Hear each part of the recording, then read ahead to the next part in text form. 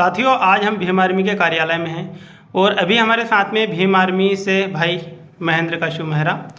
और अभी भाई से हम जानना चाहते हैं कि भाई साहब, अभी जो डॉक्टर भरत काटकर हैं और प्रोफेसर हैं, इनके बीच में कुछ मामले को लेकर कुछ नोकझोंक हुई है, उसके विषय में आप क्या कहना चाहोगे? और उसको लेकर जो प्रोफेसर हैं उन्होंने आरोप लगाया है भीम आर्मी के ऊपर कि भीम आर्मी सपोर्ट नहीं कर रही है, आपका क्या कहना है? देखिए, सभी साथियों को जय भीम। वो मामला जो है डॉक्टर द्वारा प्रोफेसर के साथ गाली गलौज की गई है। जो प्रोफेसर है उनके द्वारा उनका विरोध किया गया और जो पुतला दहन किया गया और वो भी किया गया, लेकिन इसमें जो भीम आर्मी जो बीच में ये व्यक्ति ला रहा है, ठीक है, ये गलत है। कारण ये है कि अभी तक जो है भीम आर्मी एक संवैधानिक तरीके से काम करते हैं, ठीक है।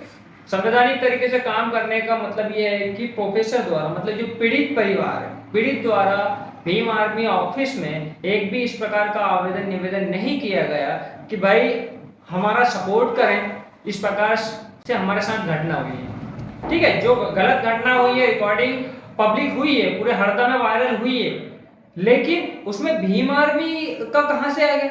भाई जब तक भीम आर्मी के पास आप एक आवेदन नहीं दोगे, संवैधानिक तरीके से काम करते हैं, हम भी ऑफिस बना हुआ है भीम आर्मी का, आप एक आवेदन दो, आप पूरी भीम आर्मी टीम आपके साथ खड़ी। डॉक्टर द्वारा अगर कोई गलत टिप्पणी की गई है तो निश्चित रूप से डॉक्टर के ऊपर एफआईआर होना चाहिए। जो प्रोफेसर है उनका कहना है कि मैं ऑफिस में 2 घंटे बैठा था। हाँ ठीक है, वो ऑफिस में 2 घंटे बैठे थे, लेकिन एक भी आवेदन देकर नहीं गए। वो ऑफिस में जो बैठे थे वो अलग मकसद से बैठे थे जी, ठीक है। उनसे मेरी बात हो गई थी और मैंने उनको बोला, सर आप एक आवेदन भीम आर्मी के नाम से बनाकर मुझे दे दो ऑफिस में या फिर रख दो, लेकिन उनके द्वारा क्या मैं आवेदन क्यों दूं? जी, जब भीम आर्मी को एक आवेदन आप नहीं दे सकते तो भीम आर्मी का सपोर्ट आप कैसे ले सकते हो? मैं तो एक छोटा सा कार्यकर्ता हूँ भीम आर्मी, एक छोटा सा सिपाही हूँ यार। आप एक दिल्ली यूनिवर्सिटी के प्रोफेसर हो, मैं आपके क्या लगता हूँ? आप मुझसे ज्यादा जो है, आप बाबा साहब की मिशन को पढ़ते हो, आपको मुझसे ज्यादा नॉलेज है। मैं जो है कि एक छोटा सा कार्यकर्ता हूँ। जब वो ऑफिस में बैठे थे 2 घंटे, जी, तो अब भीम आर्मी का हमारा एक साथी है, जी, ठीक है, जो ग्रामीण इलाके से आता है, उस व्यक्ति ने आत्महत्या कर ली, फांसी लगा ली, ठीक है, जिसकी न्यूज भी पब्लिक हुई थी, दैनिक भास्कर में पब्लिक भी और वो न्यूज भी लगी थी। तो मैं उस व्यक्ति के पास में था, उसका पीएम करवा रहा था, गवर्नमेंट हॉस्पिटल में था, पूरा दिन गवर्नमेंट हॉस्पिटल में था। और मैंने इनको बोला था, सर निवेदन है, एक आवेदन आप मुझे दे दो, लेकिन इनके द्वारा कोई आवेदन निवेदन नहीं किया गया। जब तक आप आवेदन नहीं करोगे, मैं आपके साथ कैसे सपोर्ट में खड़ा रहूंगा बताओ? कल को आप समझौता कर लोगे, 10 लाख 20 लाख रुपए मांग लोगे, वहां पर फिर भीम आर्मी बदनाम हो जाएगी। भाई जब तक आप आवेदन नहीं दोगे, लिखित रूप में मुझे प्रमाणित चाहिए कि सर मेरे साथ इस प्रकार की घटना हुई है, डॉक्टर ने मेरे साथ इस प्रकार पूरे 6 मिनट तक लगातार मुझे गाली गलौज की गई, मैं चाहता हूं कि भीम आर्मी आपके साथ खड़े रहे। भाई भीम आर्मी सबके लिए है, कोई एक व्यक्ति के लिए नहीं।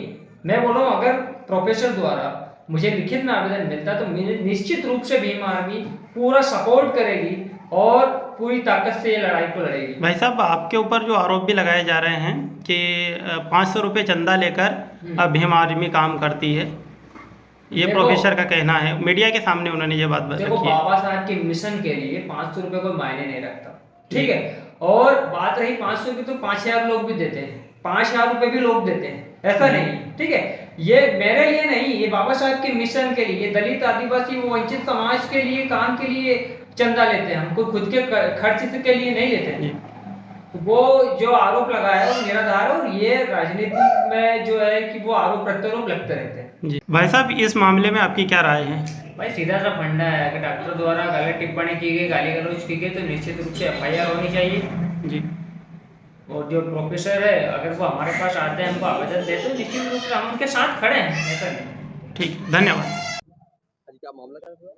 मामला ये था सर कि भरत काटकर ने 17 सितंबर को ऑपरेशन किया था मेरे भतीजे का, और वो गलत तरीके से किया था, और अपेंडिक्स को उसने ऑपरेशन करते टाइम रप्चर कर दिया, उससे पूरे हाथों में इन्फेक्शन फैल गया था।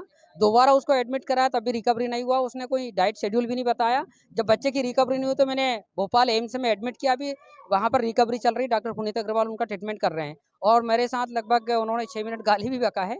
और मैं डॉक्टर में कहने में मुझे शर्म आ रही है, डॉक्टर है नहीं, ये मानसिक रोगी है, पहले इसका एम्स में ट्रीटमेंट होना चाहिए। भीम आर्मी की मैं आलोचना करता हूँ कि भीम आर्मी को मेरे साथ रहना चाहिए था, क्योंकि ये बात मैंने उनके संज्ञान में डाल दी थी।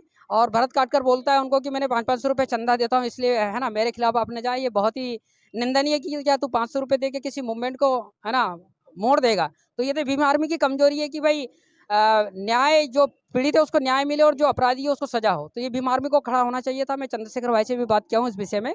और जो भीम आर्मी के जो अभी डिस्ट्रिक्ट लीडर हैं, उनकी मेच्योरिटी अभी बाबा साहब को उनको पढ़ना चाहिए, नहीं पढ़ेंगे तो ये मिशन को आगे नहीं ले जाएंगे। चंदे किसमें चंदा देते हैं हम 500 रुपये, किसने बोला था? ऐसा बोला जो लीडर है उन्होंने मुझे बताया था कि वो डॉक्टर हमें ऐसा बोल रहा था कि भाई 500 रुपये चंदा लेते हो मुझसे और मेरे खिलाफ ही जा रहे हो। बात 500 रुपये में नहीं आया। ये तो अब उनसे पूछिए जाके, ये 500 रुपये में मतलब कितना बड़ा उसने जुर्म कर दिया। शेषनारायण जैसे जो एक व्यक्ति थे, ईमानदार आदमी, उनको मौत के घाट उतार दिया। और है ना, अब बताइए इनको हम क्या बोलें, है ना, कि 500 रुपये के चंदे के लिए है ना ये नहीं आए। और चंदा किस लिए भाई? चंदा तो उसको 5 लाख रुपए देना चाहिए, क्योंकि बाबा साहब ने इतना बड़ा मिशन चलाया पूरे देश और दुनिया को एक करने के लिए। 500 रुपये दे के और उनको कन्विंस कर रहा, और ये कन्विंस हो भी गए। इनकी कमजोरी है भीम आर्मी की यहाँ। बात 500 में कन्विंस हो गए। अब ये तो यही है, मैं तो यही कहूंगा, यही 500 रुपये में कम है ना कन्विंस हो गए भाई। अगर ऐसा था तो मेरे साथ रहना चाहिए था। मैं तो कल भी उनके पास गया था, भीम आर्मी के लीडरों के पास, कम से कम 2 घंटे चर्चा की मैंने उनसे, लेकिन आना चाहिए था, मैंने बोला भी था उनसे।